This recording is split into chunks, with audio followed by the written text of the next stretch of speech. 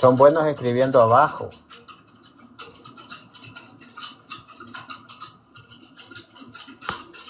Hermano, a mí me ven gente que me conoce de mi pueblo. Gente que me conoce. Un amigo, vamos a escuchar a Chávez. ¿Cuál es el salmista? No, Chávez dice. ¿Cuál es su nombre? Salvador. Salvador, ¿de qué país es usted? Yo soy de México. No, es de México, muy bonito país. Quisiera conocer, algún día voy a ir. ¿Usted a qué iglesia pertenece? A la iglesia cristiana. La iglesia cristiana es la que estaba antes del protestantismo. A la iglesia cristiana. Sí, a la iglesia cristiana, exactamente. No, Nos llaman protestantes, nos llaman hermanos separados. Bueno, nos dicen de muchas formas, ¿no? Pero en realidad somos cristianos. No, porque usted no está en la iglesia cristiana. Porque vea, la iglesia cristiana venía y tiene 1517 años, y en ese 1517 nace el protestantismo, pero la iglesia cristiana ya estaba. Ustedes nacen en 1517, por eso usted acepta que se les llama protestantes. Entonces, antes claro que sí, antes de que ustedes nacieran ya estaba la iglesia cristiana. Por tanto, la pregunta es, cuando usted le pregunte a alguien, ¿usted es cristiano o es protestante? Porque el que no es cristiano de la iglesia católica es protestante. Pues digamos que se nos llama protestantes porque protestamos contra las cosas de la iglesia católica, ¿no? No, mentiras. Se lo voy a mostrar. A ver. Vamos a ver. Primero lo que dice la Biblia. Vamos a ver lo que dice. ¿Cuándo nació el protestantismo? ¿Cuándo nacieron los protestantes? Nacen nacen el 31 de octubre de 1517. ¿Por qué nacieron los protestantes? ¿Por qué nacieron? Porque Lutero se molestó contra la iglesia, pero nacen en 1517, 31 de octubre, día de Satanás. ¿Sí o no? Este señor era un sacerdote católico, ¿verdad? Era un fraile agustino, sí. Era católico. Óigame, era católico y apostata de la fe.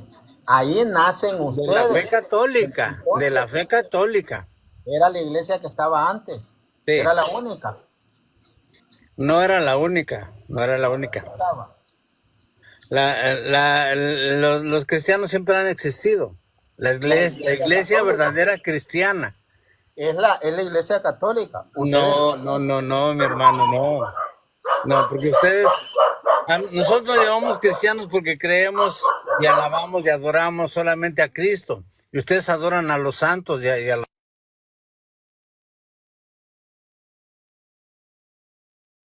No, ustedes nacen en 1517, 31 de octubre. Vaya para afuera, día de Satanás, porque adoramos a Cristo. Mentiras. Se lo voy a leer en la Biblia, que ustedes apostatan de la fe. Vamos a ver lo que dice Primera de Timoteo, capítulo 4. Vamos a ver que apostatan de la fe, mi amigo. No son la iglesia de Cristo. No. Vamos a leer Primera de Timoteo. Vamos a ver qué nos dice. Que a usted lo hayan engañado, ese es problema suyo. Porque la iglesia estaba antes, y se lo voy a mostrar ahora con un libro protestante. Allí se lo va a decir claramente. No con un libro católico. Primera de Timoteo capítulo 4 dice, el Espíritu dice claramente que en los últimos tiempos algunos apostatarán de la fe, entregándose a espíritus engañadores y a doctrinas diabólicas. Entonces, esos que apostatan de la fe, es porque han sido engañados. Usted apostató de la fe, porque le aseguro que usted no nació protestante, usted nació católico. Y usted no hizo caso a lo que dice Romanos capítulo 16, versículos 17-18. Vamos a mostrarle aquí al amigo. A él lo engañaron. No, yo salí de Roma. Usted salió de la iglesia fundada por Jesús y se fue a una secta porque usted no conocía Biblia. Escuche lo que dice Romanos capítulo 16, versículo 17 al 18. Dice Romanos, vamos a ver. Aquí dice Romanos 16, 17, 18. Usted no hizo caso a esto. Vea lo que dice. Capítulo 16, versículo 17 al 18 dice: les ruego, hermanos, que se guarden de los que causan divisiones y escándalos contra la doctrina que han aprendido. Les ruego, hermanos, que se guarden de los que causan divisiones y escándalos contra la doctrina que han aprendido. Apártense de ellos. Llegaron y causaron divisiones contra la doctrina que usted había aprendido. Y usted no se apartó de ellos, mi amigo. Usted no se apartó de ellos. Los protestantes andan causando escándalo. Ahí se van a poner frente a las parroquias a gritar sus puras tonterías, sus mentiras. Les ruego, hermanos, que se guarden de los que causan divisiones y escándalos contra la doctrina que han aprendido. Apártense de ellos, pues esos tales no sirven a nuestro Señor Jesucristo, sino a su propio estómago. Usted no se apartó. Usted dijo, sí, acepto a Cristo, mi pastor, mi pastorcito. Lo engañaron. Esos tales no sirven a nuestro Señor Jesucristo, sino a sus propios estómagos. Escuche esto. Sino a su propio estómago. Por medio de sobres palabras y lisonjas, seducen los corazones de los sencillos. Aléjense de ellos. Usted no se alejó. Usted no se alejó. Usted les prestó oído a la serpiente. Por eso la serpiente le picó. Por eso le robó la fe. Satanás le robó la fe a usted. Satanás le arrancó la fe. Por eso usted es protestante, es sectario. Se lo voy a leer lo que dice San Lucas capítulo 8.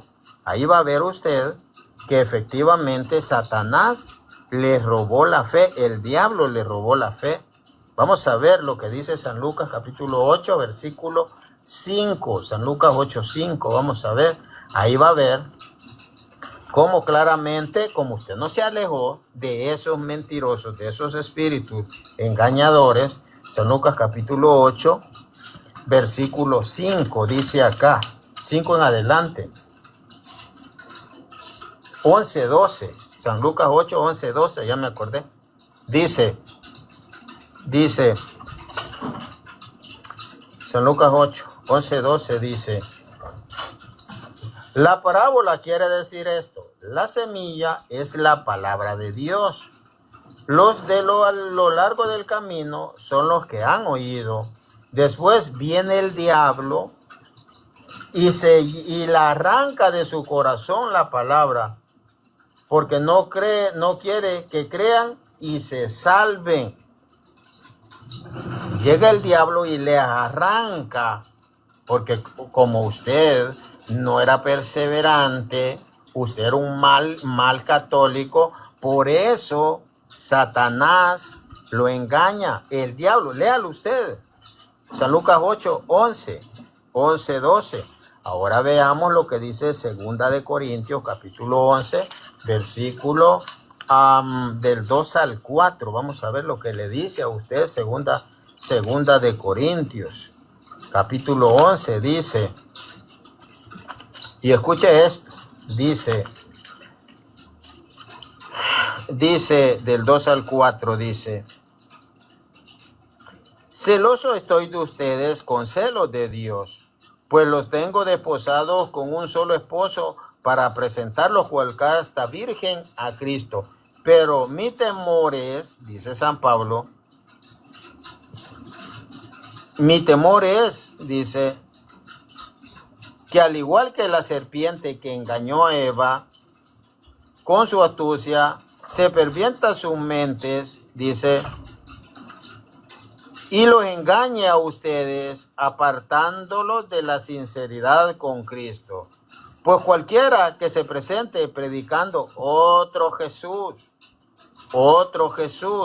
son predicadores. La serpiente engañó a Eva. Así, la serpiente tiene predicadores. Por eso dice acá, celoso estoy de ustedes con celos de Dios, pues los tengo desposados con un solo esposo para presentarlos cual casta virgen a Cristo. Pero mi temor es que al igual que la serpiente engañó a Eva con su astucia, se pervierten sus mentes, siendo engañados, apartándose de la sinceridad con Cristo. Pues cualquiera que se presente predicando a otro Jesús, del que les prediqué, y les proponga recibir un espíritu diferente del que recibieron, y un evangelio diferente del que han abrazado, lo toleran con tranquilidad. Entonces, mi amigo, veamos que dice que como la serpiente engañó a Eva. Vamos a ver quién era esa serpiente. Vamos a leer Apocalipsis capítulo 12, versículo 9.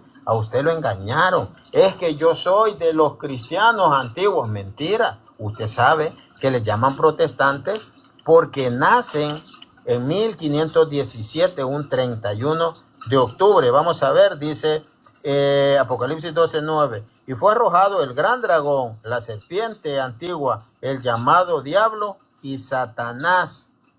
Entonces, Satanás tiene sus predicadores. Vamos a ver aquí mismo, segunda de Corintios, capítulo 11, versículo del 13 al 15. Segunda de Corintios 11, del 13 al 15. Y usted va a ver efectivamente que Satanás tiene sus ministros que se disfrazan.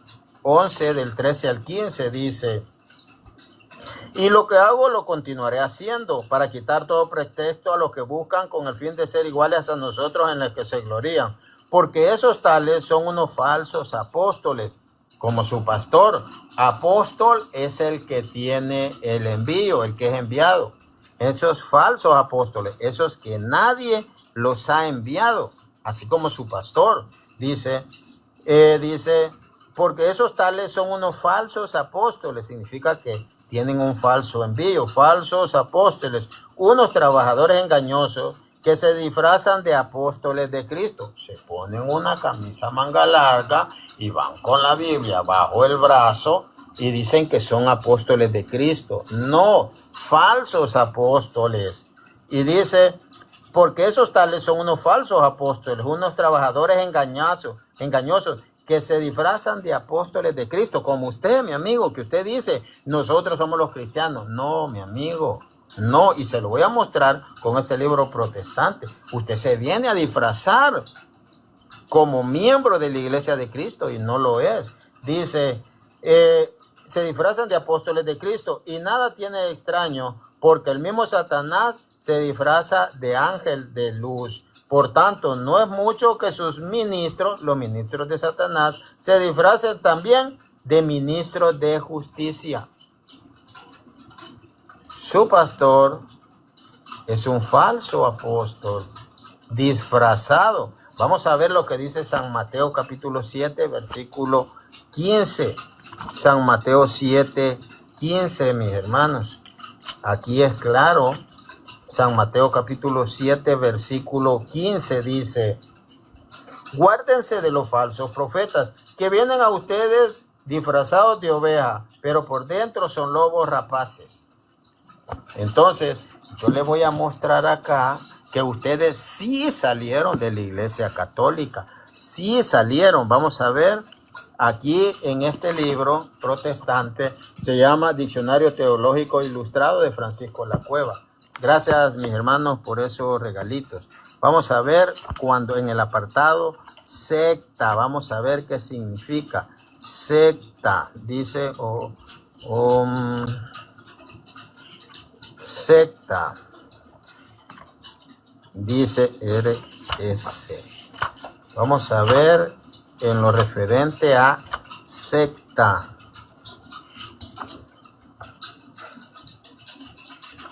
Aquí está.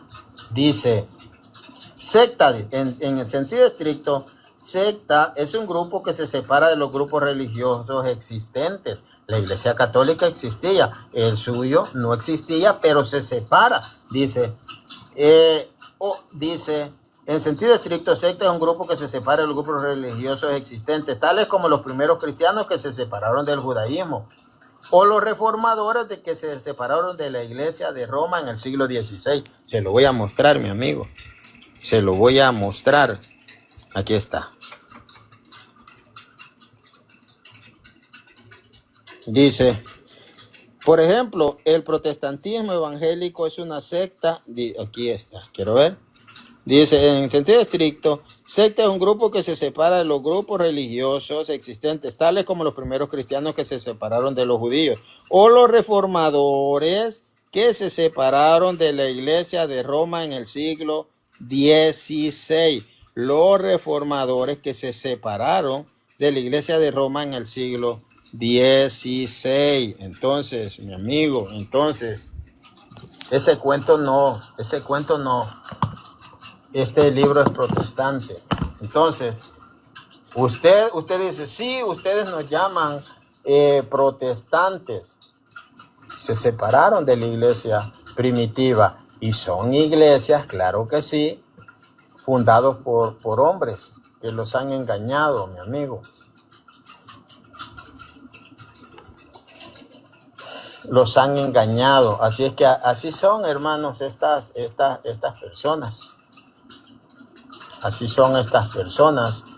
Yo no sé si pues quiera subir a alguien más que vaya a refutar, porque yo quiero que me den pruebas. No los cuentos que les han dicho.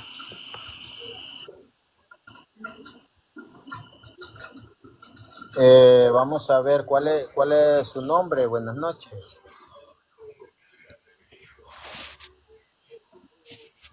Buenas noches. ¿Cuál es su nombre?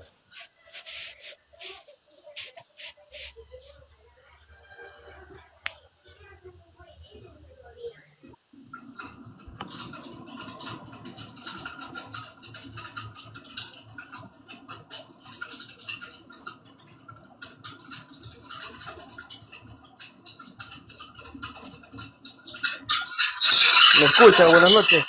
Sí, buenas noches. Pero se oye ¿Me mal. escucha? ¿Puede poner su Voy cámara? a, voy a, voy a buscar un lugar quizá por lo de la señal un poco. Sí, Creo pero que no me escucha muy bien.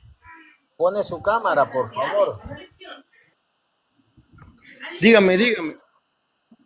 Ponga Ahorita solo me acomodo un poco. Sí, está bien. Es primera vez que entro en vivo. Ahí va a disculpar que no tenga manejo muy bien del artefacto. No, pues no hay problema. Solo que si puede poner su cámara. Ahí estamos, quiero ver. Ahí está, me alcanza a ver. No, tiene que darle guardar. Pone la cámara y ahí Ok, perdón. Eso. Perdón por mi inexperiencia. No sé No, mucho de esto. Ahí va a disculpar que no sé manejar mucho los en vivos y estas cuestiones. ¿a qué iglesia? Bueno, ¿cuál es su nombre? ¿A qué iglesia pertenece?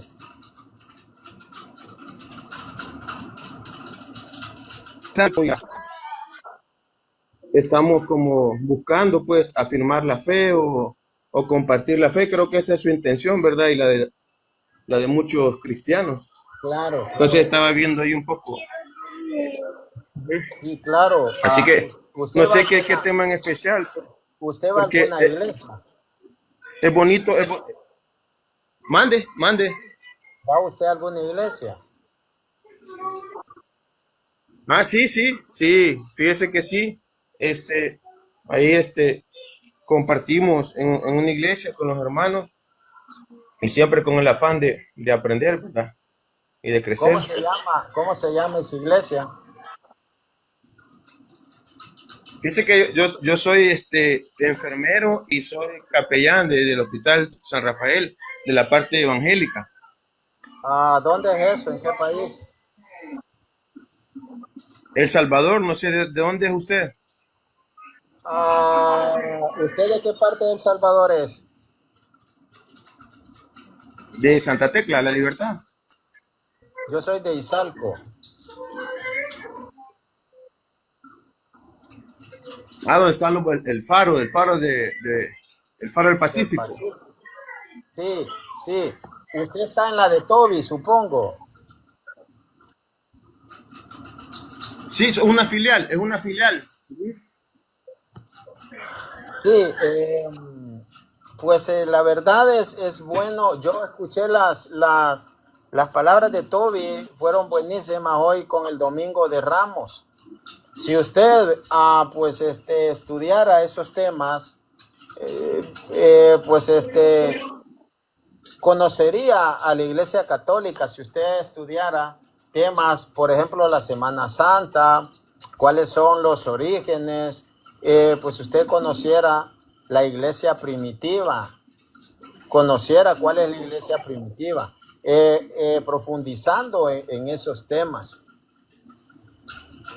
La verdad que la historia es bien apasionante, es bien bonita y sí, gracias por esa invitación de profundizar. Y la Semana Santa es esa parte que tenemos los cristianos, ¿verdad? De poder reflexionar porque se nos olvida. A todos los creyentes de repente se nos olvida la muerte, el ministerio, la resurrección de Jesús.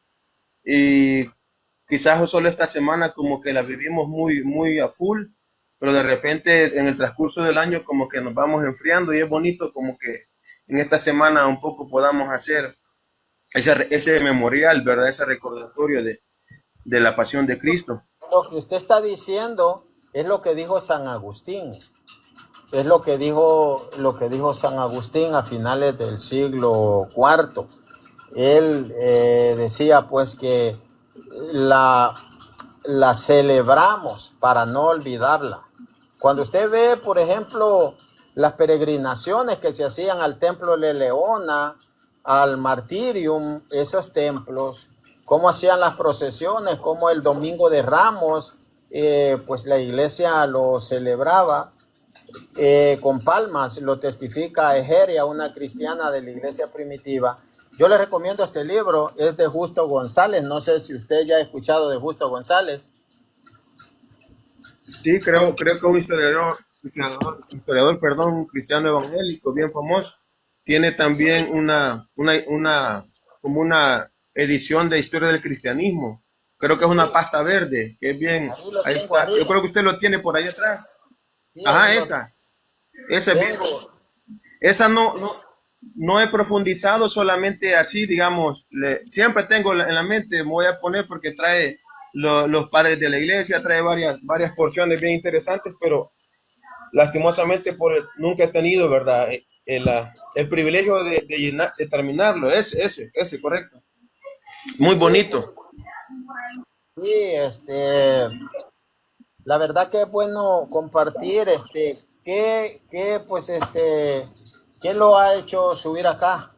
Mi hermano, Que, fíjese, estaba viendo yo el tema de hoy de la muerte del Papa Francisco y en mis redes sociales también extendía las condolencias porque tengo bastantes amigos católicos romanos, pues sabemos que la muerte de alguien, un ser, él tiene familia, pues además de ser un líder religioso, obviamente tiene familia y aunque tengamos mucha fe en la vida eterna, todos al momento de la muerte tenemos ese sentimiento de desprendimiento. Entonces yo compartía eso y quería ver cómo estaban las redes sociales y puse hoy así en su en vivo esta parte de que si existen anticatólicos, también le hacía como la pregunta a usted, ¿verdad? Y a los que están acá, que si también existe también los antievangélicos, porque veo que de repente de los dos lados es como que un combate así como a sangre bien caliente, de repente se levantan los ánimos y Dios permite que pasen, bueno, la Semana Santa que ya hablamos, por ejemplo, ahorita, pues que la sede está vacante de Roma y yo sé que en el colegio ahorita apostólico allá en Roma está ese consenso para colocar a un nuevo papa. Entonces son días que la cristiandad en general vive y yo me preguntaba eso, por eso subí, que si Sí, existe, ¿verdad?, este espíritu de anticatólico. Me imagino que también está la otra contraparte, porque veo también en el pueblo católico que últimamente hay bastante antievangélico o antiprotestante en Latinoamérica, pues en general. el problema, hermano, es que nosotros estamos, bueno, yo tengo más de 20 años de defender la fe.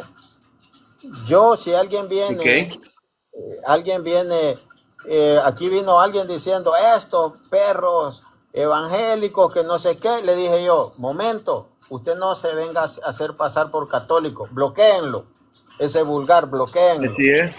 Bloqueo, no se debe jamás, jamás atacar a la persona. Ahora, cuando pues hablan en contra de la fe, tenemos que dar razón, tenemos que dar razón. Con respecto a la muerte del Papa Francisco, quiero leer un texto, lo que dice la palabra de Dios allí en Eclesiastés 7.1.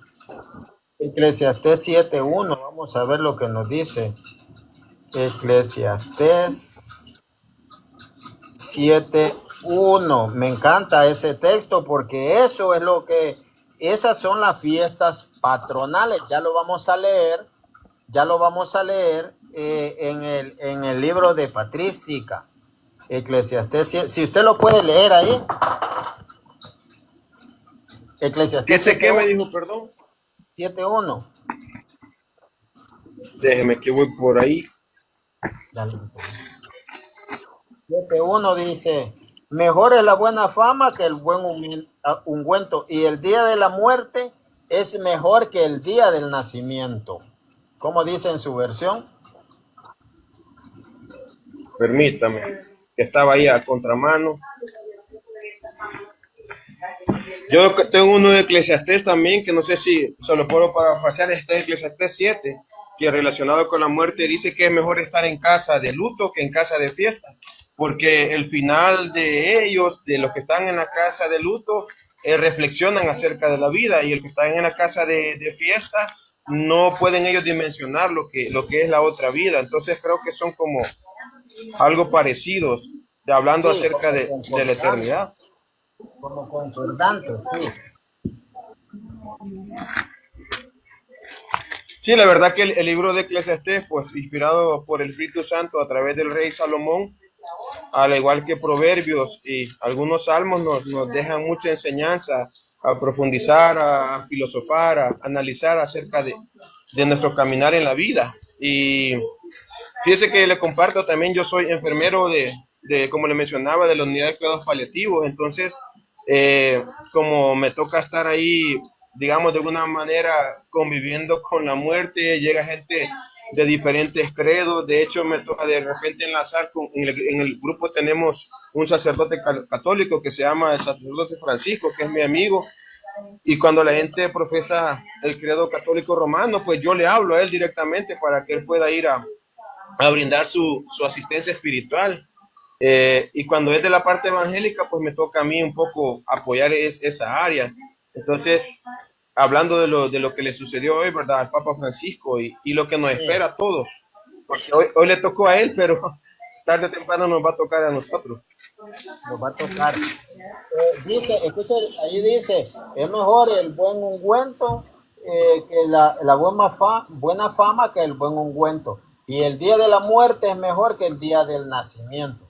Quiero mostrar acá lo que decía, pues aquí Policarpo de Esmirna dice, así pues el centurión, viendo la porfía de los judíos, hizo colocar el cadáver en el centro y lo hizo quemar a la manera como ellos suelen hacerlo. Así nosotros, más tarde, pudimos recoger sus huesos, más valiosos que las piedras preciosas y más estimable que el oro, y lo colocamos en un lugar adecuado. Allí nos concederá el Señor celebrar el natalicio de su martirio. de su martirio, reuniéndonos todos en cuanto nos sea posible con júbilo y alegría para celebrar la memoria de los que ya terminaron su combate y para ejercer y preparación de los que aún han de combatir. Entonces nosotros vemos que acá se celebraba el martirio, el natalicio de su martirio. Fíjense que en los baptisterios antiguos, yo puedo mostrar uno acá, en los baptisterios antiguos la figura era octogonal, con 8 lados. ¿Por qué? Porque el número 8 significaba nuevo nacimiento, nueva vida, eternidad, porque la vida inicia en el agua del bautismo. Entonces, por eso usted ve que lo que dice Primera de Pedro 3:21, que 8 fueron salvos, ¿verdad? Esto que dice ahora corresponde al bautismo que ahora nos salva. Por eso la circuncisión era el 8º día. Entonces, por eso, cuando yo fui a misionar a Perú, a Lima, y vi los baptisterios octogonales, vi muchas figuras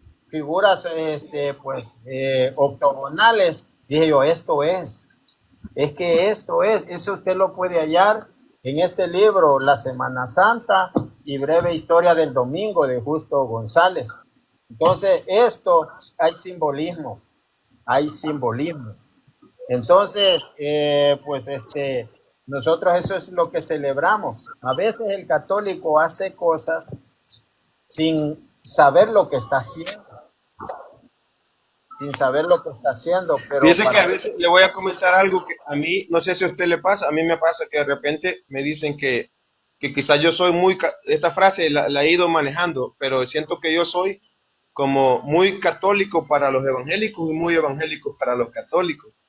Porque, por ejemplo, eso que usted está hablando de la Semana Santa, yo entiendo que cada quien expresa su fe, ¿verdad? Pero así como el video que usted tenía de algunos hermanos proféticos que hacen desórdenes en los servicios, también, por ejemplo, estaba viendo un video de que había una procesión donde tenían urnas los niños chiquititos, y eso me conmovió un poco porque yo tengo niños pequeños, entonces los niños ya no soportaban la urna, y yo decía, creo que aquí sí también ya un poco la tradición, un poco que no está bien, pues porque quizá los niños no tienen una comprensión. Yo entiendo que los papás les quieran inculcar sus tradiciones, pero hay muchas veces que pasa de los dos lados, por no comprender quizás mucho la fe, se llegan a esos extremos que son de repente dañinos, siento yo. tienen que evaluar si va a sufrir algún daño, no es bueno.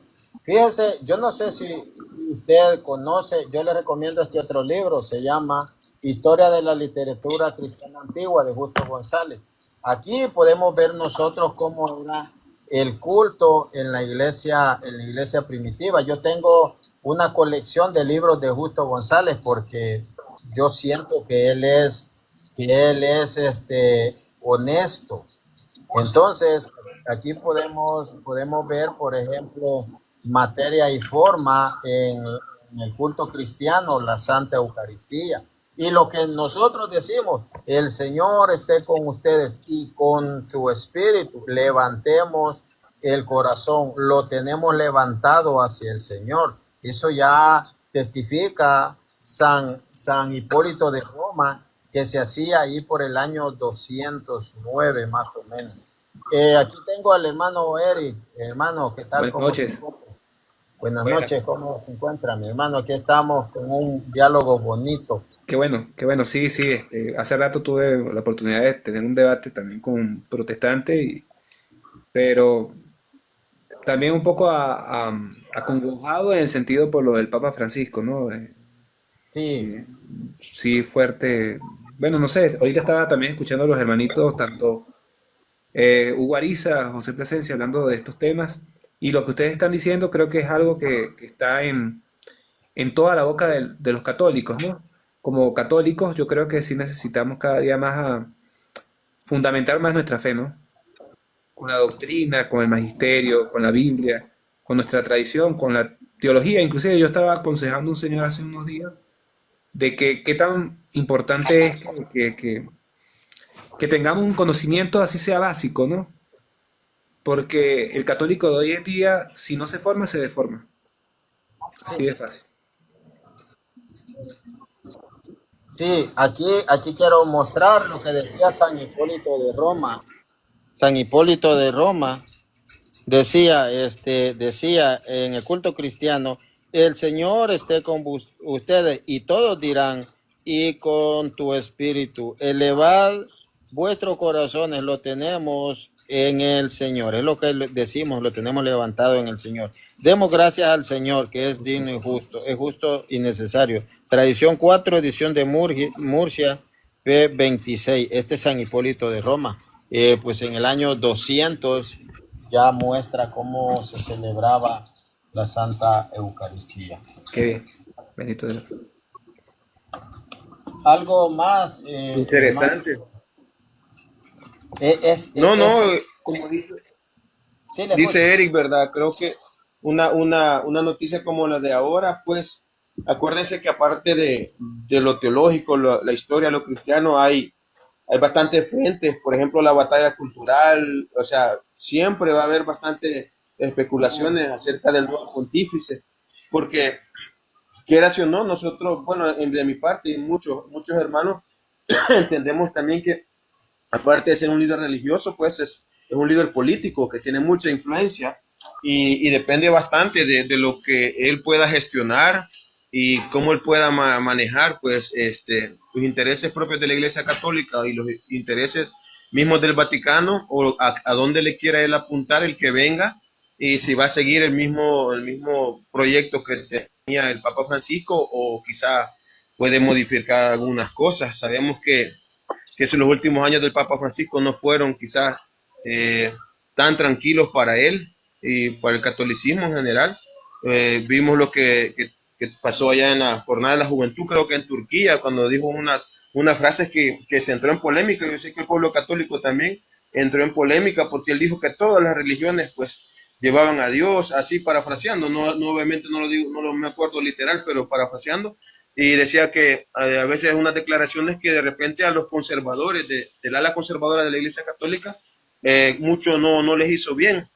En cambio el ala un poco liberal se sentía bastante cómodo con él. Entonces esa es la expectativa, quizás de manera así, tocando varios temas de lo que se viene para la Iglesia Católica, y queramos o no, pues tiene mucha incidencia en Latinoamérica, o qué. En Latinoamérica sí, porque hay bastante catolicismo todavía en esta área del mundo. En Europa sabemos que ha disminuido un poco, y en otras áreas. Aunque yo quisiera acotar algo.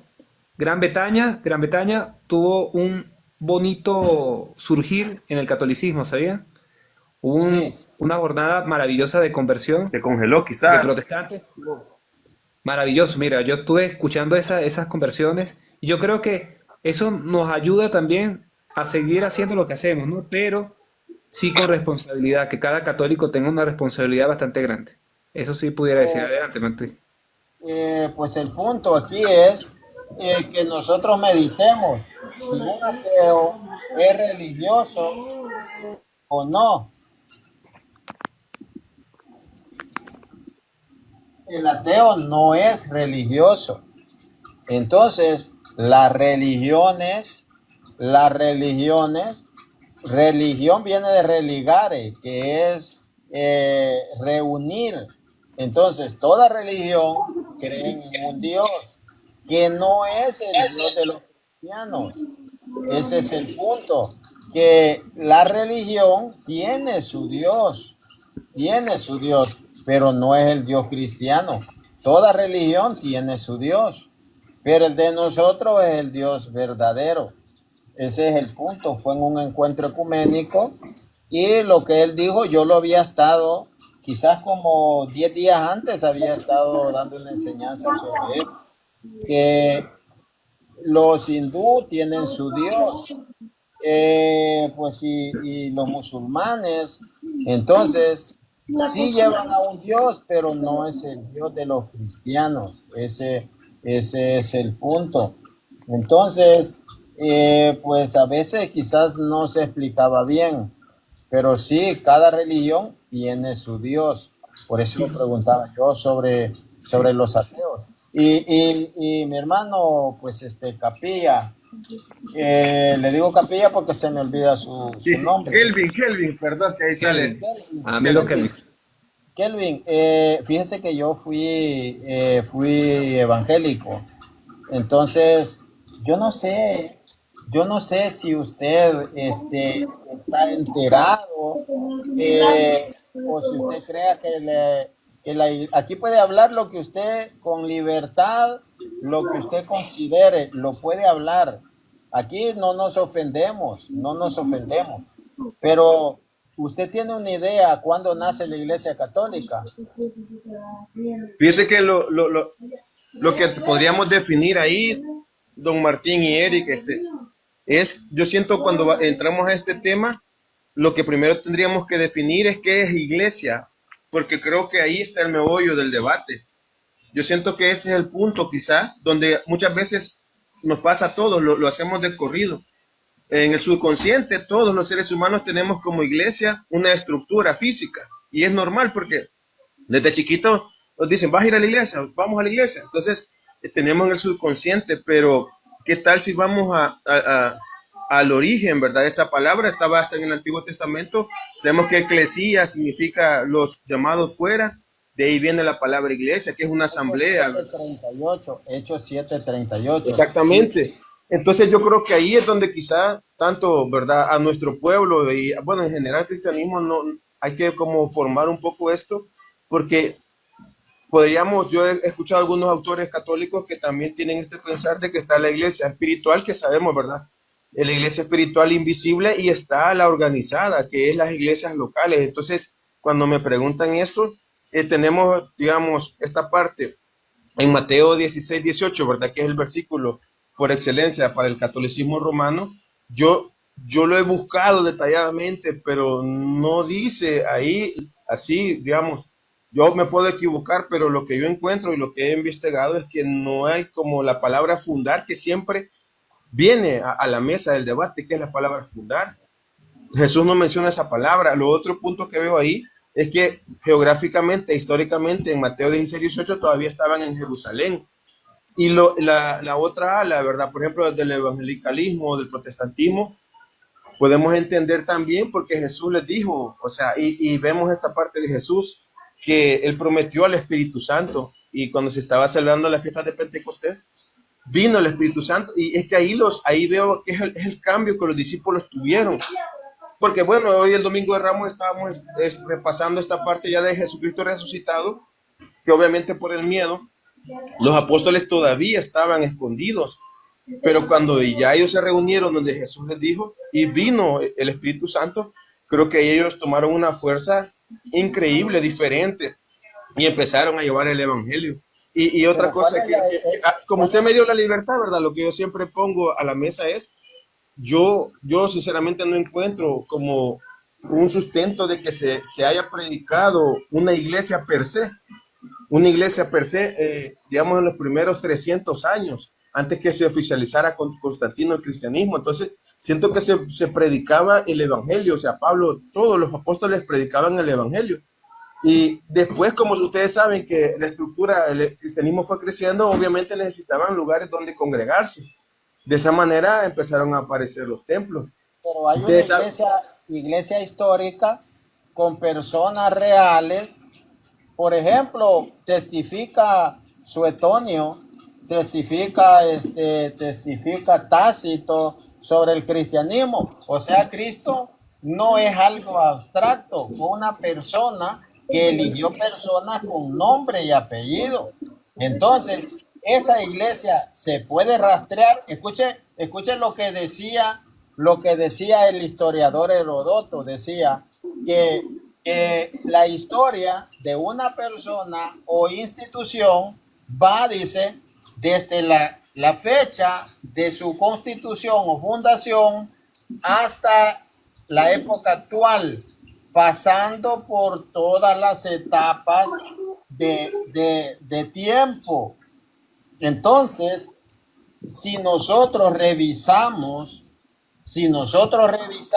en cada etapa de la historia, hay una iglesia, porque no es algo como el humo espiritual que no se ve sino que son personas. Por ejemplo, pues en la formación del canon, nosotros podemos ver San Clemente Romano, nosotros podemos ver Lino, Cleto, Clemente, Evaristo, Sixto. Entonces, esa iglesia rastreable en la historia, yo a eso me refiero. Si existe, existió o nos dieron mentira. A eso, entonces, con honestidad, decir, sí, está una. Porque no es, ahora, si usted dice los templos, pues los templos hubo un tiempo en que se construyeron, un tiempo, pero esa iglesia rastreable sí existe, y esa era mi pregunta, si usted no ha tenido la curiosidad de ver cuál era. Fíjese que hablando siempre en el libro de Historia del Cristianismo aparece esta parte que para entender la historia de la iglesia tendríamos que dividirla, por ejemplo, primero como la iglesia apostólica, que Jesús deja esa iglesia apostólica y estamos de acuerdo, yo no me peleo con eso, está la visible y la invisible, pero acordémonos sin sesgo que esta iglesia va haciendo metamorfosis, porque después de ser la iglesia apostólica es la iglesia perseguida. Acuérdense de eso, de que es iglesia perseguida, porque los apóstoles se fueron hechos mártires por su fe, por esa convicción que le digo yo de Hechos de los Apóstoles, cuando vino el dunamis en ellos. ¿Y qué pasó después? Después del 300, ahí es exactamente, ahí estamos. Entonces después aparece cronológicamente la iglesia favorecida. ¿Por qué? Porque, quieras o no, de hecho en el libro de los apóstoles aparece que los santos apóstoles hubo un momento que ya no podían ellos llevar la palabra y también hacer la parte social, como poner la mesa, entonces tuvieron que elegir diáconos. ¿Qué dice esto? Dice que la iglesia iba creciendo. Cuando crece y es perseguida, de repente ya después en el 323 y fracción, por esos años, ya aparece la iglesia favorecida. ¿Por qué? Porque sabemos que el imperio romano la hace oficial. Constantino apoya hacerla oficial, y cuando es oficial ya deja de ser perseguida y ya empezamos a ver cómo... Hable, perdón. Hay algo que quería acotar. Por ejemplo, cuando tú hablas de Constantino, yo tuve un diálogo en estos días interesante, y la persona decía que no era ni con Constantino, decía era el nieto de Constantino, okay. Teodosio. Entonces ya no decía que era con Constantino, sino era Teodosio. Entonces no hay ningún favoritismo, ¿no? Yo lo que te pudiera alegar, primeramente, ¿qué decía San Agustín? Cómo él tenía la certeza que él estaba en la correcta y única y verdadera iglesia. Mira lo que decía San Agustín. San Agustín decía, ¿cómo yo sé que estoy en la verdadera iglesia? Por la sucesión del obispo de Roma. Inclusive el mismo San Agustín decía, ¿cómo yo reconozco que los evangelios son correctos? ¿Por qué? Por la autoridad de la iglesia católica. Entonces, los concilios, ¿verdad? Los concilios que tú puedas tener, digamos, oportunidad de visualizar en el, digamos, ¿sabes quiénes son los padres prenicenos? Los de antes del concilio de Nicena. Ajá, exacto. Entonces, si tú ves el consenso de los padres prenicenos y las definiciones que ellos también pueden remitir referente a este cristianismo histórico, oye, yo creo que para decir que la iglesia es totalmente visible, no solamente algo meramente espiritual como algunos protestantes quieren hacer ver hoy en día, creo que hay una respuesta muy contundente para ti, amigo. Adelante, nada más decir que esa iglesia es la misma, porque si nosotros vemos, Jesús dice, y yo estaré con ustedes todos los días al final de la historia, que Jesús es el alfa y el omega, principio y fin. Entonces, Él ya estuvo presente, ya vio cada etapa de la iglesia, cada etapa ya la vio, la conoce, sabe de que iban a haber claros, oscuros, pero Él dijo, y yo estaré siempre con ustedes. Entonces, viendo errores y viendo todo lo bueno y lo malo, Él dice, yo estaré con ustedes todos los días hasta el fin de la historia. Entonces, Constantino, la mentalidad, yo he leído este libro, Constantino el Grande, lo que Constantino decía, le hago un favor a los cristianos y el Dios de los cristianos me va a hacer un favor a mí. Esa era la mentalidad de él. Entonces, esa iglesia no se termina porque Cristo dice que nunca aborrece su propio cuerpo. Yo lo refiero, dice Efesios 5, Cristo y la iglesia. Entonces, esa iglesia está desde Cristo hasta que Cristo venga. Entonces, ese es el punto, que no hay un periodo en el que se diga, después del siglo primero, la Iglesia Católica nace. Sí, se instituye con Teodosio. Alguien decía acá, o se oficializa, alguien decía, ya entendí, entonces la funda Teodosio. No, eso no es así. Es que quizás cuando se dice iglesia favorecida, quizás el hermano Eric me malentendió, pero favorecida se dice que se oficializa y se deja la persecución. Cuando se deja la persecución, obviamente el cristiano se acomoda y ya no anda, ¿verdad?, con las catacumbas como en Turquía, que se escondían para hacer todas sus devocionales, sus cultos y todo lo demás que sabemos que se hace en la cristiandad. Entonces, cuando se oficializa, es de que se empieza como a tener esa relación con el Estado y empiezan a tener el espacio para construir templos.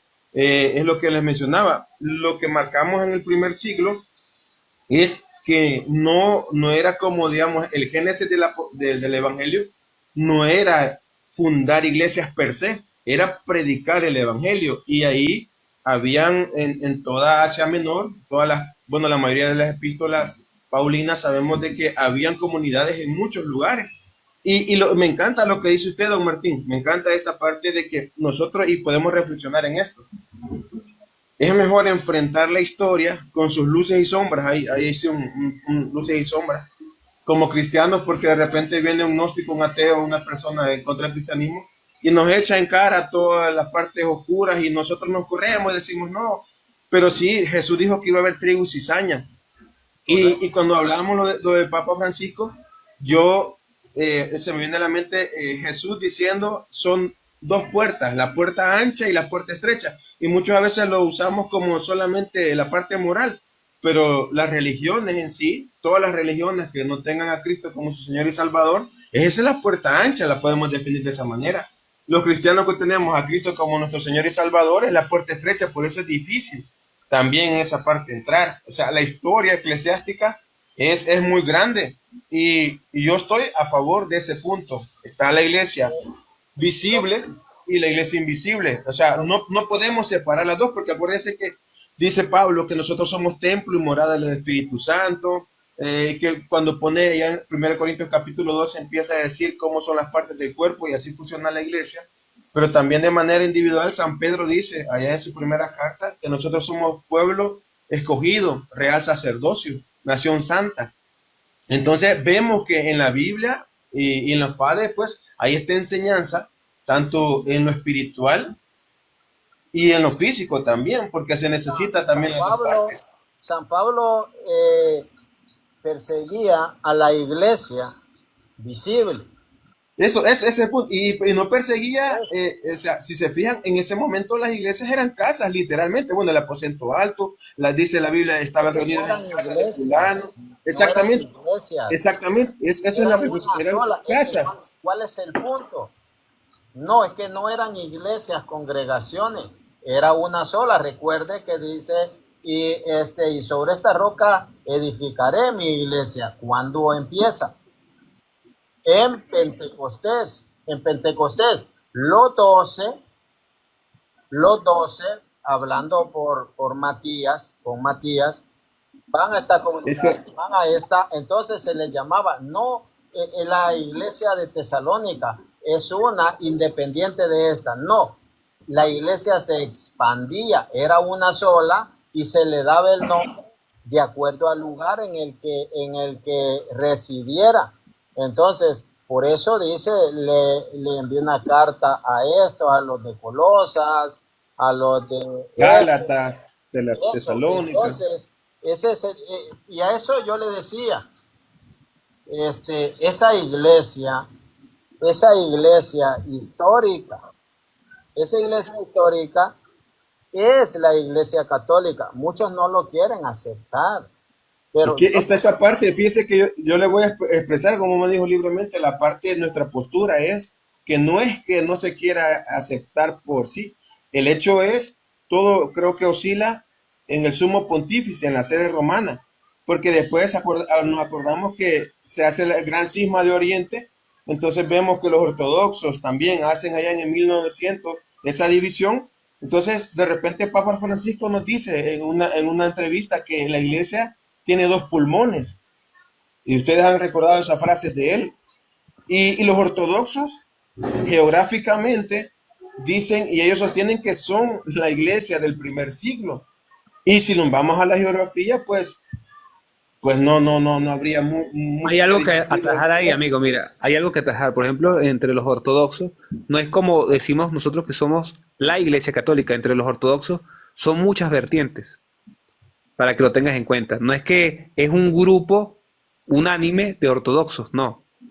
Entre ellos mismos hay bastantes opiniones, diversidades. No es un grupo, como lo quieren hacer ver hoy en día, que los ortodoxos es una sola iglesia, como la Iglesia Católica, o como le dicen hoy en día, la Iglesia Católica Romana, que no estoy de acuerdo con eso.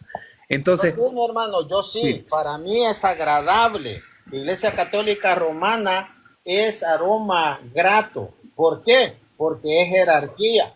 Siempre cuando nosotros hablamos sobre los concilios, vamos a ver que siempre buscaban, por ejemplo, el concilio de Sárdica, concilio de Tesalónica, concilio de Florencia. Nosotros vamos a ver que el ala ortodoxa firma un tratado de omnímoda obediencia al primado de Roma. Y ahora quiero mostrar acá lo que decía San Irineo de León. Vamos a ver, San Irineo, Bueno. vamos a ver lo que decía. Decía San Irineo: sería muy largo en un escrito como el presente enumerar la lista sucesoria de todas las iglesias. Por ello indicaremos como la mayor de ellas, la más antigua y la más conocida de todas, la iglesia que en Roma fundaron y establecieron los dos gloriosísimos apóstoles Pedro y Pablo. Tienen una tradición que arranca de los apóstoles y llega hasta nosotros en la predicación de la fe a los hombres. Romanos 1:8. A través de la sucesión de los obispos, eso es historia, así confundimos a todos los que de cualquier manera, ya sea por complacerse a sí mismos, ya por vanagloria, ya por ceguedad o falsedad de juicio, se juntan en grupos ilegítimos. En efecto, con esta iglesia romana, a causa de la mayor autoridad de su origen, ha de estar, oigan, con esta, a causa de la mayor autoridad de su origen, ha de estar necesariamente de acuerdo toda otra iglesia, es decir, los fieles de todas partes. Entonces vemos que con la iglesia de Roma, dice, ha de estar necesariamente de acuerdo toda otra iglesia. Y aquí vemos que dice, entregaron a Lino el cargo episcopal de su administración, y de este Lino hace mención Pablo en la carta a Timoteo. A él le sucedió Anacleto, y después de este, en tercer lugar, a partir de los apóstoles, cayó en suerte al episcopado a Clemente. Y aquí continúa. Entonces, nosotros podemos ver, según la patrística, según la historia, podemos ver cómo ahora quiero ver lo que decía San Cipriano de Cartago en el siglo III. Ahí dice que el que tenía la primacía era la cátedra de San Pedro. Sí. La cátedra de San Pedro. Entonces, eso lo decía San Cipriano. Y mantenía la unidad de la iglesia. Sí, correcto. Entonces, Mientras que Martín va buscando, me gustaría decir algo, ¿no? Por ejemplo, tú hablas de la iglesia triunfante, eso también lo cree la iglesia católica, ¿no? Lo curioso es que esa iglesia triunfante creemos en la comunión de los santos. Fija. Y en la comunión de los santos, Nosotros también, nosotros también. qué bueno. ¿Cómo, Porque también cómo es la una iglesia creen militante. ustedes? La comunión de los santos, ¿cómo lo creen? Exacto. Con los santos que estamos vivos aquí en la tierra por el momento. No, No, pero pero eso no es lo que la iglesia, por no. ejemplo, el cristianismo primitivo no es lo que ha predicado, porque nosotros vemos eso, por ejemplo, con San Cirilo de Jerusalén, como incluían en el díptico, que eran dos tablillas, en el que ponían los nombres de los obispos para orar por ellos, para orar por ellos. Eso fue en Alejandría y en Antioquía. Fue pues en el siglo IV que se dieron allí unas disputas entre Antioquía y Alejandría. Entonces, pues la comunión de los santos, pues Perdón que lo interrumpa, ahí en las cartas paulinas no me recuerdo, creo que he ojeado la Biblia latinoamericana, no sé si Pablo en los saludos se dirigía a las comunidades de Asia Menor como a los santos de Galacia, a los santos de Tesalónica. Santo sabemos que significa apartado, ¿verdad? Para el servicio del Señor, apartado. Entonces, nosotros, eso explicándole un poquito lo que entendemos nosotros y manejamos como la comunión de los santos, es lo que se hace en una iglesia local, interceder, orar por las necesidades de cada uno, poder dar una asistencia social en lo que podemos apoyar. Entonces, ya cuando se habla, yo sé que ustedes lo entienden ya de la parte de la iglesia triunfante, ¿verdad? Que es una etapa que nos mencionaba Eric. Pero en esta versión, por ejemplo, en la Reina Valera, todas las saturaciones de San Pablo aparecen a los santos. Obviamente, ¿verdad? Esta palabra muchas veces uno cuesta decirla, ¿verdad? Porque la tenemos en la psiquis también, todo, porque la tenemos con un santo, que alguien que inmaculado, ¿verdad? Empotrado, que no ha hecho ningún daño. Pero me llama la atención de que Pablo se dirigía así, sin ninguna timidez, a las comunidades en el Nuevo Testamento. Les decía a los santos. Entonces, esa parte, ¿verdad? Nombrarles también ahí en ese punto. sí, pues esa para nosotros es la iglesia militante. Lo que, bueno, se fue el hermano Eric. Pero decirle, realmente es bueno conocer. Yo soy tan feliz porque imagínense ir descubriendo que las prácticas que tenemos como católicos, por ejemplo el bautismo, que se les hace la cruz en la frente, lo testifica Tertuliano en su tratado sobre el bautismo, lo testifica San Hipólito de Roma, lo testifican pues a finales del siglo segundo, del ciento y algo. Entonces, ver eso, orar en el bautismo, se recitaba el credo, se le enseñaba el Padre Nuestro, se les recitaba el credo, se les enseñaba el credo, se hacía una renuncia a Satanás, se hacía un exorcismo en el bautismo como lo hacemos en la Iglesia Católica. Entonces, materia y forma, todo eso, ver que eso todavía subsiste en la iglesia, eso no tiene nombre. Y eso dicho por historiadores no católicos, eso pues no tiene precio realmente. Y yo ese es el llamado, pues invitarlo a estudiar un poquito más, igual que todos lo tenemos que hacer, porque todos tenemos que estudiar. No, eso es importante, esa parte de nunca dejar de aprender. Eso es, cuando uno deja de aprender, empieza a morir. Correcto. Y todos los días tenemos que crecer. Y San Pablo dice que escucharlo todo y retener lo bueno.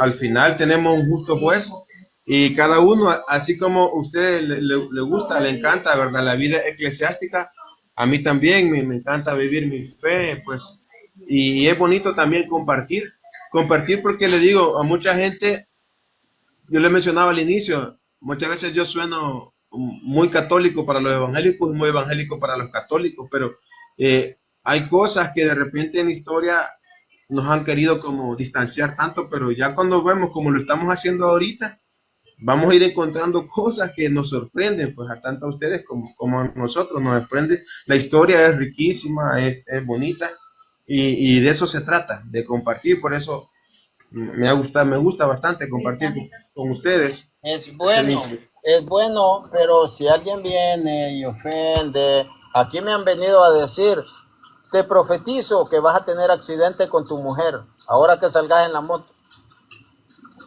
No, pero usted entienda de que, como yo le decía, eso yo lo vivo a diario.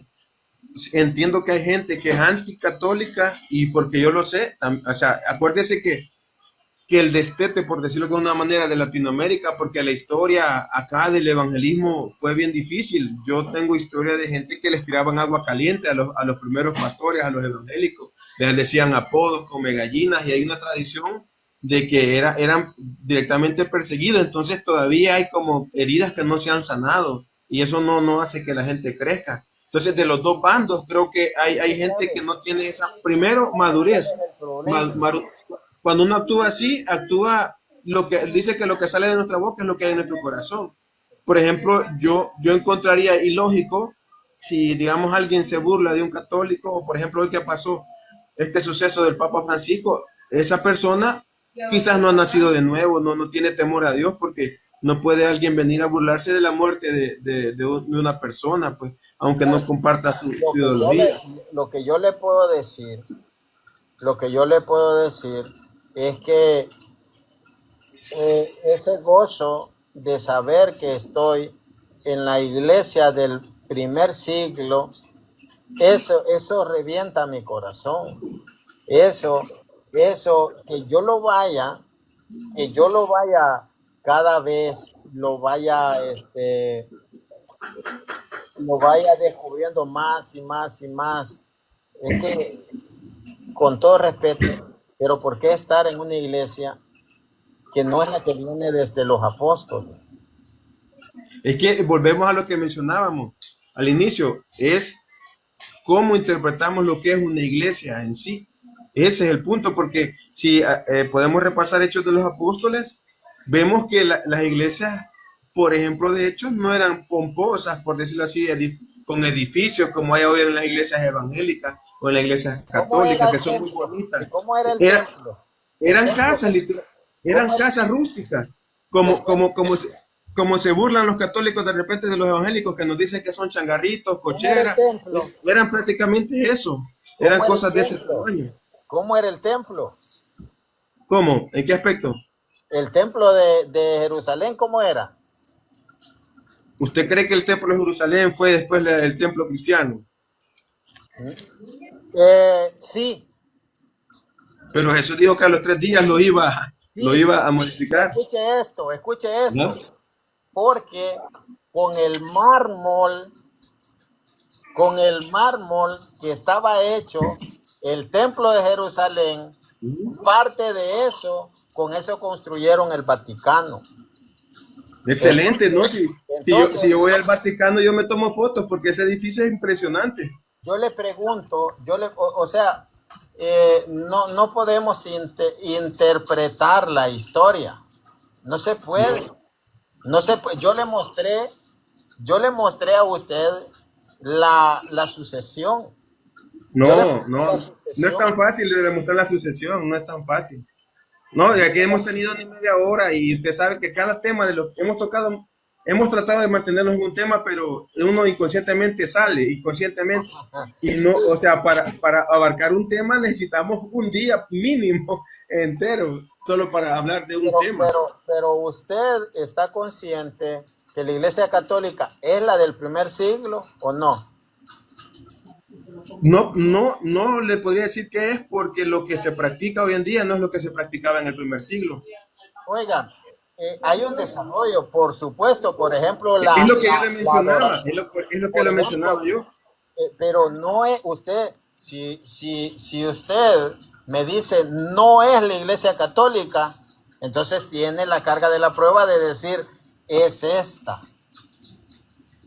Es que es lo mismo que usted me menciona, o sea, los dos estamos en el mismo lugar. Los dos estamos en el mismo lugar porque usted me dice, es la misma, y yo le digo, ¿verdad? Que en mi opinión y en la de mucha gente no es la misma, por las tradiciones que se fueron añadiendo. Usted me dice que es un desarrollo, y yo le puedo decir, pero ese desarrollo no es un desarrollo apostólico, porque no lo practicaban los santos apóstoles. Entonces, ¿cuál era? ¿Cuál es? Porque hay una iglesia histórica Sí, que estuvo en el primer siglo. Por ejemplo, San Clemente Romano, yo se lo puedo leer, que dice, cuando fallezca un obispo, nómbrese inmediatamente otro. Entonces, yo le puedo mostrar la sucesión de esa iglesia. Y se lo puedo mostrar con libros evangélicos, con libros católicos y con libros seculares. Entonces, si usted me dice a mí, no es la iglesia, contundentemente, no es esa, entonces usted me tiene que demostrar cuál es. pero volvemos a lo mismo. ¿Estamos hablando de la iglesia física o de la iglesia espiritual? Es que es una iglesia histórica. Yo por eso Exacto. le dije lo que decía Suetonio. Por ejemplo, es que iglesia espiritual, San Pablo no andaba cazando fantasmas, personas con una historia. Por ejemplo, Pomponia Gresina, que se convierte a la iglesia que estaba en Roma en el año 42-43, lo testifica Suetonio. Entonces, las 10 persecuciones de los emperadores, ahí están en la historia. Y, por ejemplo, lo que yo le leí de Policarpo de Esmirna, él era obispo de la Iglesia Católica. Entonces, esos anclas históricos son irrefutables. Sí, creo que tenemos una división bien en ese punto, una No, perspectiva pero diferente a lo que es iglesia, a lo que es iglesia. no, Porque, ¿cómo no, no? no. Sí, No, es que usted se resiste porque no, usted sabe que fueron personas con nombre y apellido. sí, es que le digo, eso es cierto, pero es que ahí está la distinción. O sea, Pablo perseguía a la iglesia del Señor, perseguía creyentes, ¿verdad? ¿Estamos de Correcto. acuerdo? Entonces, no perseguía, digamos, una institución visible per se, perseguía personas, Y no creyentes, era institución. porque él mismo enseña que nosotros somos templo y morada del Espíritu Esa Santo, es otra somos parte. cosa. Ese es lo que a la espiritual que yo me refiero. Por eso no estamos tan errados, no estamos tan No. errados. ¿Cuál es el problema? ¿Cuál es la No hay, cosa? Es que todo giraba en torno al obispo, a una persona. Por eso dice Hebreos 13:17, sométanse a sus pastores. Nosotros vemos que los que lo guían son los obispos, lo que dice Hechos 20:28. Entonces, me tienen que poner sobre la mesa información para decirme no era la iglesia histórica. es por la, no estamos muy, creo que a los dos, no sé si a mí, yo le digo, a los dos nos falta un poquito de ver la idea del otro. Quizás usted no me, yo Es sé que que yo usted lo, tiene mucho, yo sé que yo lo he usted tiene escuchado mucho mucho. conocimiento y me dice que tiene 20 años y lo respeto y tiene mucho conocimiento, pero de repente cuando se encuentra con una postura como la mía, yo no le pido que la crea, yo le pido que un poco la analice también Es que yo para, lo he para, escuchado muchas veces, cientos de veces. Es que no es el primero, no es el primero. Entonces, yo no sé, bueno, supongo que no soy el primero quien ha escuchado. Yo solo lo que yo le puedo dar es abundante evidencia. Lo que yo le dije, yo se lo puedo mostrar está en la serie Historia de la Iglesia.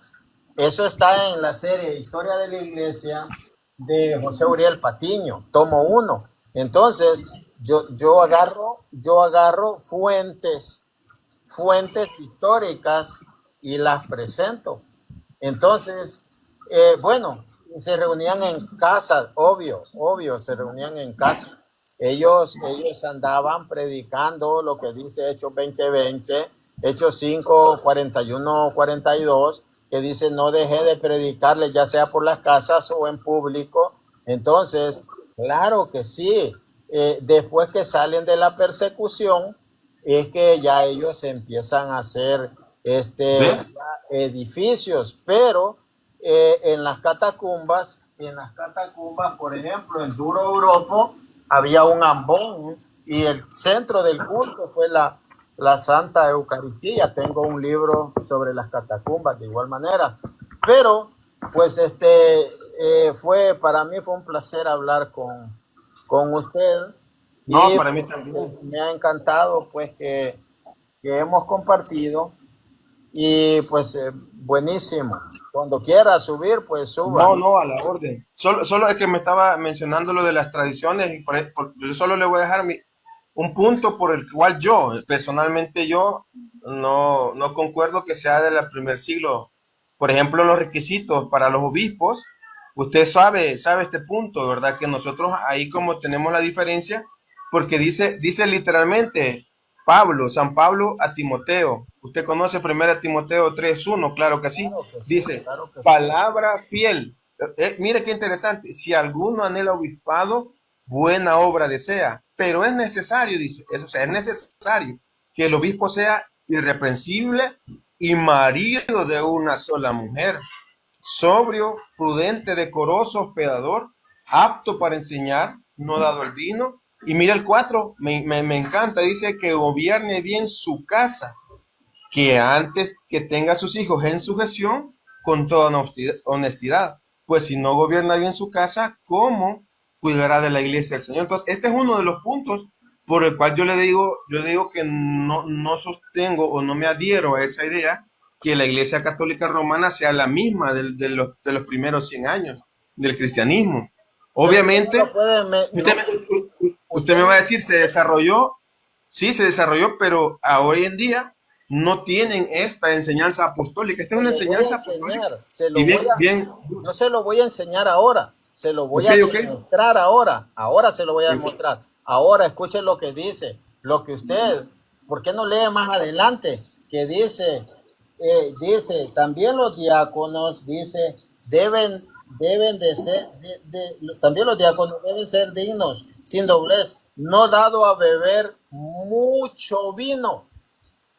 No sé cómo diga su versión, no dado a Así beber dice, así dice, mucho vino. así Entonces, dice. ¿será que tenían que beber? No, yo en el punto del obispo, que No, tiene que no, ser no, no, marido no, de no, una no, sola mujer, permítame, ¿ves? Y permítame. sus hijos en su versión. Entonces tenía, Ese no es la que maneja la iglesia hoy en día. no, ya le voy a explicar eso. Ya le voy a explicar. ¿Por qué la iglesia?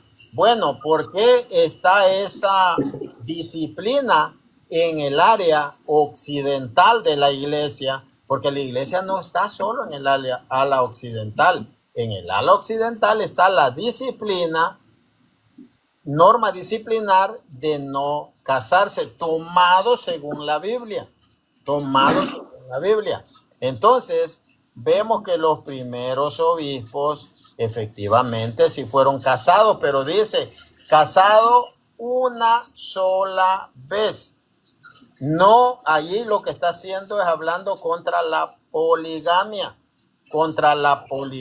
Entonces, nosotros sabemos de que sí inició con obispos casados. San Pablo era casado, pero porque dice San Pedro. Perdón, sí, gracias. Entonces, nosotros vemos que dice la palabra de Dios que el casado está dividido, busca agradar a su mujer. Allí en 1 Corintios 7, 31 más o menos. Pero el soltero busca agradar a Dios. Entonces, si el sacerdote, yo soy misionero, yo no salgo más de 15 días de mi casa porque tengo familia, tengo mi esposa. Entonces, imagínense qué gran servicio. Por eso yo venero a los sacerdotes, porque yo no tengo eso. Cuando yo veo que ellos sabían dónde nacían, pero no sabían dónde iba a morir. Y si usted ve según la Biblia, lo que dice Hechos 9:5, lo que está diciendo es que ellos llevaban a mujeres que les servían en su cargo. Esas mujeres no eran esposas. Hecho, 1 Corintios 9:5. Allí dice guneica, que se puede traducir esposa o se puede traducir como mujer. Entonces, cuando nosotros estudiamos eso, vamos viendo que lo que llevaban los apóstoles no eran mujeres de manera sexual, sino las que les servían.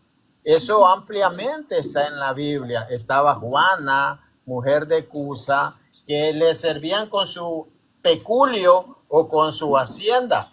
Entonces, nosotros podemos ver pues que la iglesia, que los apóstoles, el casado era Pedro, nada más. San Pablo no se casó, Jesús menos, Juan Bautista tampoco, y pues eso. No, pero ellos no iban a... Jesús no tenía esa misión, ni San Juan. Pero él cargaba mujeres, así como los apóstoles. No tenemos derecho a cargar con nosotros una hermana mujer. Ellos cargaban porque no eran casados. Eso me encanta porque a mí me gusta mucho el catolicismo en la parte de que le apuestan mucho al casamiento. Bueno, lo tienen como un sacramento, ¿verdad? Lo tienen como algo. Y yo, porque tengo 11 años de casado también, sé lo lindo que es el matrimonio. Pero gloria a Dios, es algo sagrado pues que Dios nos ha dado. Es un privilegio que tenemos de poder tener una familia y hijos y lo demás, lo que conlleva el matrimonio, y esa parte del catolicismo es muy bonita, que se le apuesta mucho.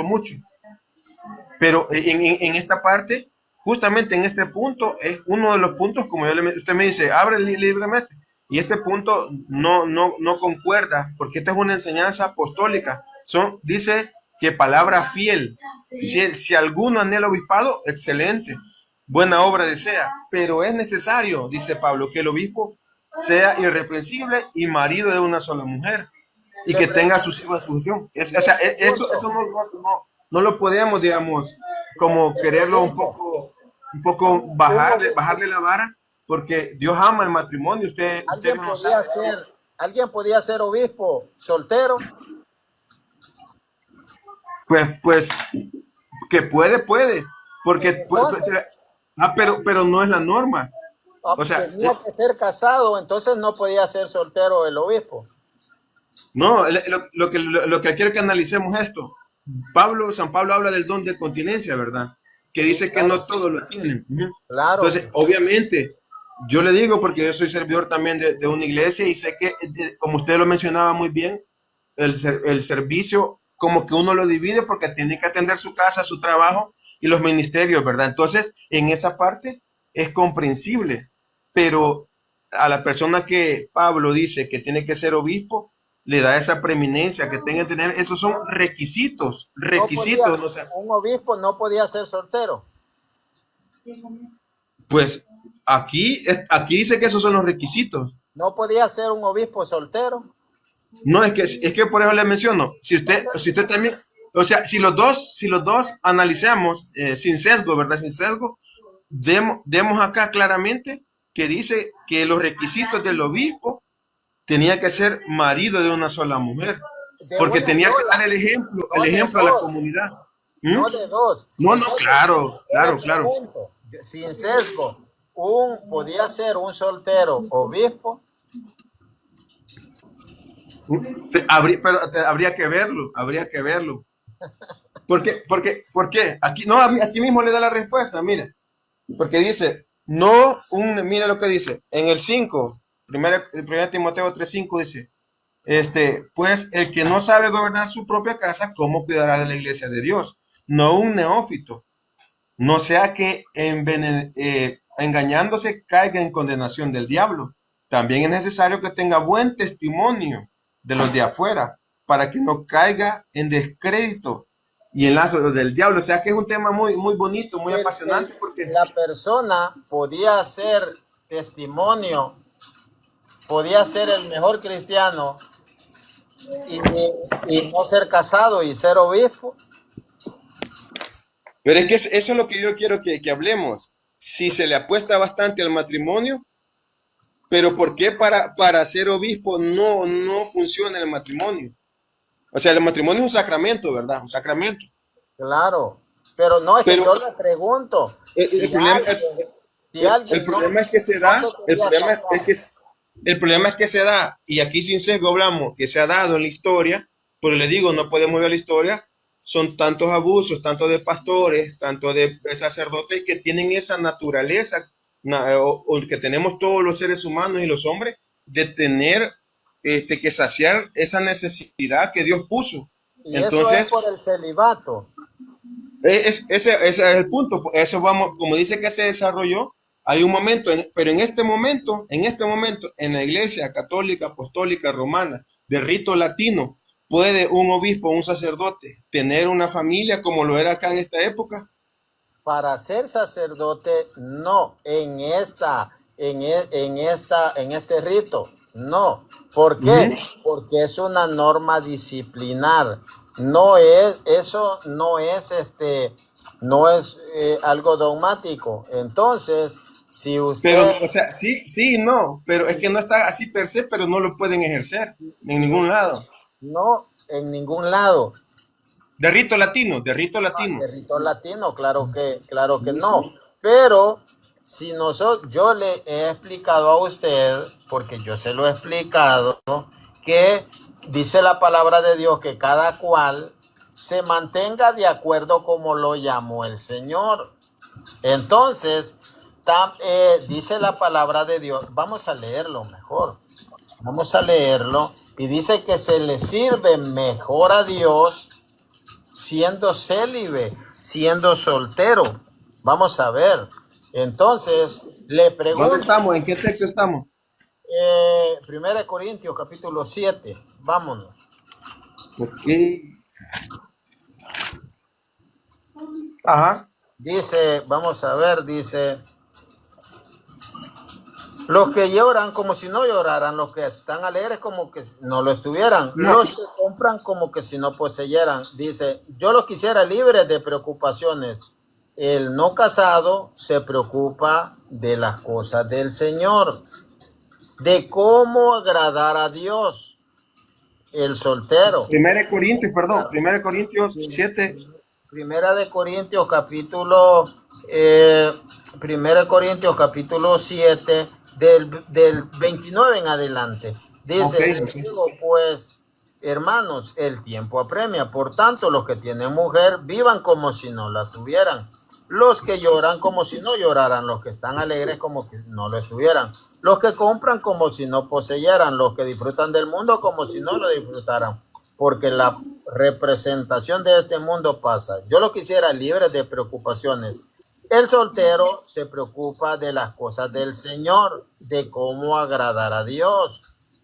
Ese es el punto, de cómo agradar a Dios. Yo sé que El casado se preocupa de las cosas del mundo, de cómo agradar a su mujer. Está por tanto dividido. La mujer no casada, lo mismo que la doncella, se preocupa de las cosas del Señor, de ser santa en el cuerpo y en el espíritu. Mas la casada se preocupa de las cosas del mundo, de cómo agradar a su marido. Les digo esto para su bien, no para tenderles un lazo, sino para moverlos a lo más digno. Entonces, ¿cuál le sirve mejor al Señor? ¿El soltero o el casado?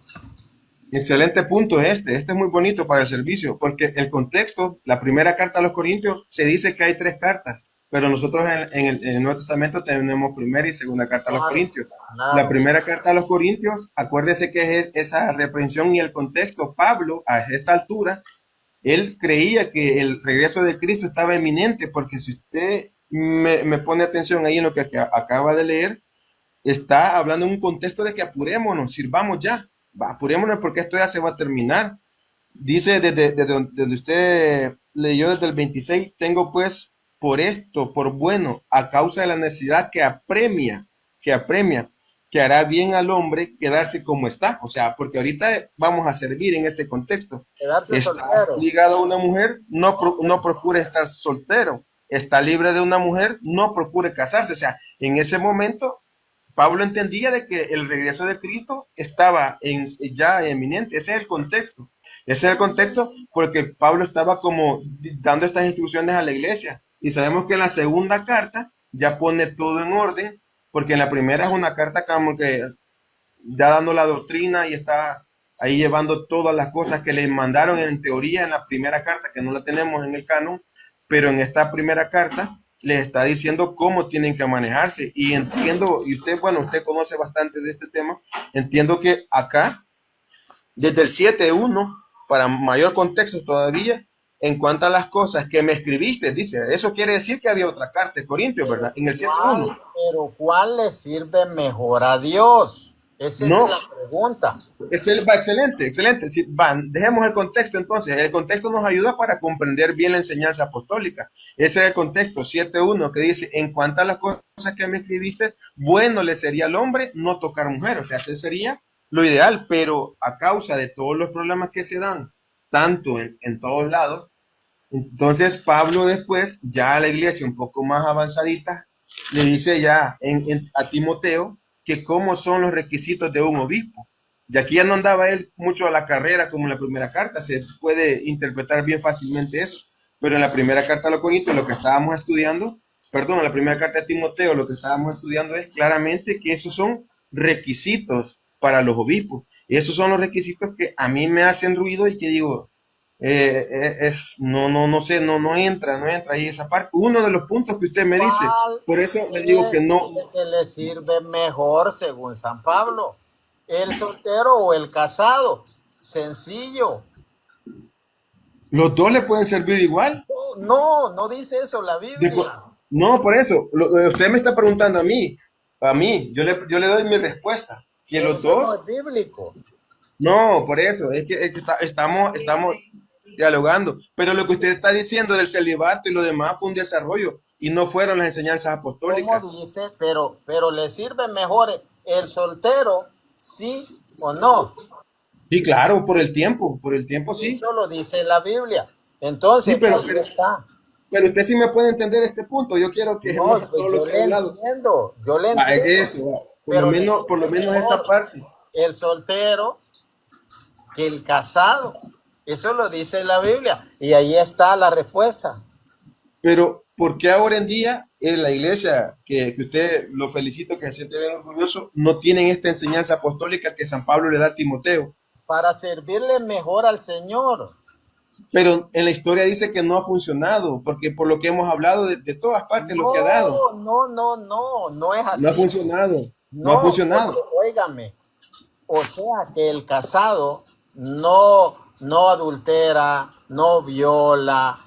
No, pero hablando sinceramente, ¿quién está más propenso? ¿Quién es más propenso? El que no guarda su mente. No entiendo, pero hablando de la realidad, ¿quién está más propenso a caer? No guarda es que es la realidad el que no guarda su mente. Ahora, usted ya vio lo que dice la Biblia. El soltero se ocupa de agradar al Señor, le sirve al Señor y busca cómo agradarle. El casado está dividido, busca Exactamente, agradar a su mujer.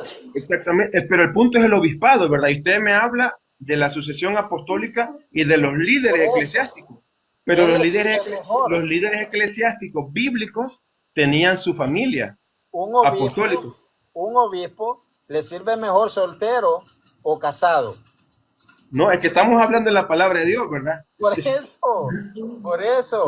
En la Biblia enseña, o sea, no lo que yo creo, yo puedo creer una cosa, pero los requisitos de San Pablo, por eso a la iglesia de esa época, No, a la iglesia primitiva son estos, es que ahí dices, si usted los lee o no dice eso, o me va a negar que dice eso. óigame, allí está hablando contra la poligamia. No, está claro, Óigame, ese versículo está claro.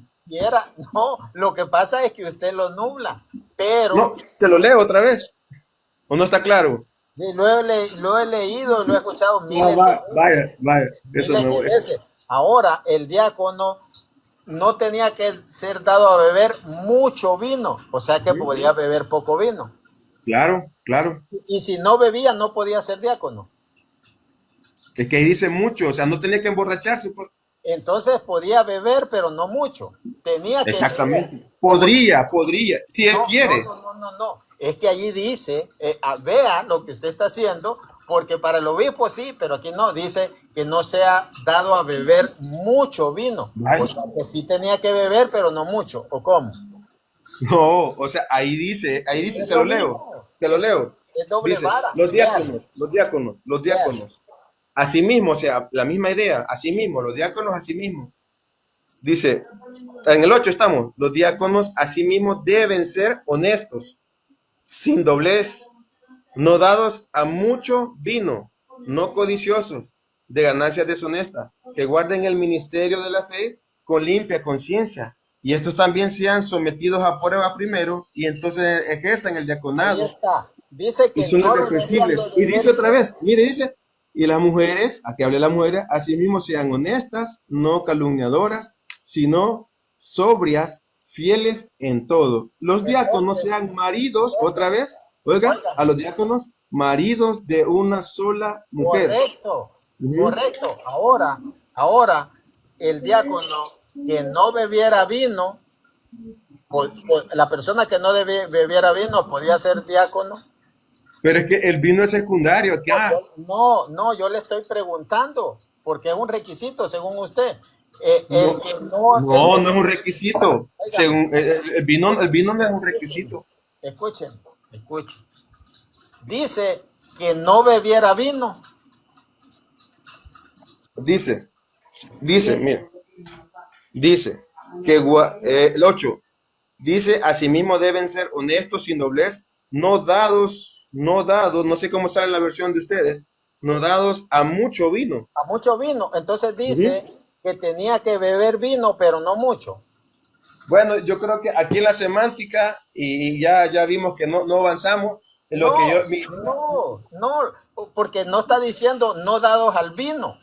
¿y qué me Entonces, quiere? O sea, para usted tendría que beber mucho o poco vino. según su lógica, según su Ujú. lógica, si no bebía vino, no pudiera ser diácono, porque tenía que beber poco vino, según su lógica, porque si ¿Por era un qué? ¿Cuál es el requisito, contexto? ¿Cuál es el contexto? Vayámonos si era a un estos pueblos. requisito, Estos pueblos tomaban vino como oiga, nosotros tomamos café, ¿o no? ¿O no? pero si, Es que siempre es importante el contexto para no sacar fuera yo de lo sé, contexto las cosas. era cultural y cultural, pero si la Exactamente, persona exactamente. no bebía vino, no podía ser diácono. O sea, bueno, ¿Sí me no, no, entiende? ¿Sí me entiende? no, porque esta parte de tomar vino es algo cultural. Los asuntos morales son el adulterio, la La mujer, los persona, hijos.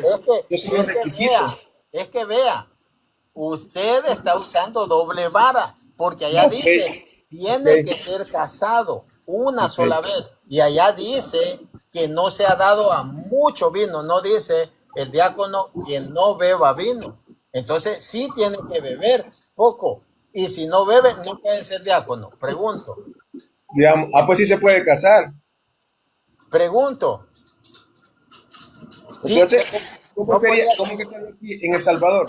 Deciría, el hermano Martín no tiene que beber mucho café con semita en la tarde, tiene que beber poco café porque el café le da taquicardia, Poquita poquita pupusa. pupusa por los triglicéridos, así sería en nuestro contexto. Gracias, Eso sería.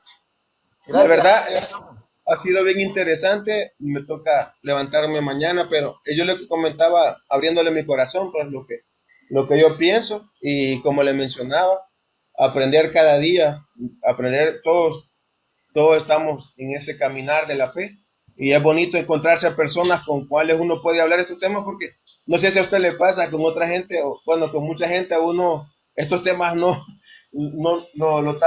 tildan a uno de que hablar teología, hablar de historia, hablar de Biblia, no mucha gente, ¿verdad? Pero lo bueno es que hemos departido un tiempo muy Sí, agradable, siento yo, y le sí, agradezco mucho claro. por darme el espacio y que Dios me lo bendiga y en cualquier momento, si usted me lo permite, pues ahí estamos para Claro compartir. que sí, bendiciones, cuídese mucho. Feliz noche. Bendiciones. Hola, hola, hola, feliz noche. Igual, un abrazo, bendiciones. Un abrazo, bendiciones. Hermanos, voy a ir terminando porque tengo que levantarme temprano, tengo que salir el día de mañana, tengo que salir temprano. Y pues estaba dialogando un diálogo entretenido, bueno. Y pues hay varios que quieren entrar, pero pues ya son las 10:34. Saludos, mi hermano J. Gómez, bendiciones, mi hermano Beto Solorio, bendiciones y todo, el hermano Salvador González. Pues es